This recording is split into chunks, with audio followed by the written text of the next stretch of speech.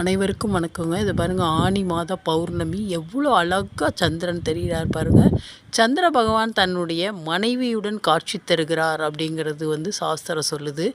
எனவே பௌர்ணமி அன்னைக்கு எல்லா நல்ல காரியமும் செய்யலாம். பௌர்ணமி நிலவை பார்த்து பெண்கள் மாங்கல்யத்தை எடுத்து கண்ணில் ஊற்றிக்கிட்டிங்கன்னா கணவனுக்கு ஆயுள் கூடும் அப்படின்னு சாஸ்திர விதி சொல்லுது. அதே நேரம் ஏதாவது ஒரு கட்டு சாதம் கட்டிக்கிட்டு மொட்டை மாடியில் குடும்பத்தோடு பேசி சிரித்து சாப்பிடும்போது ரொம்ப ரொம்ப நல்லாயிருக்கும். பௌர்ணமி நிலவில் கிரிவலம் போகிறது நம்ம குடும்பத்தையே நல்லபடியாக வழிநடத்தும்.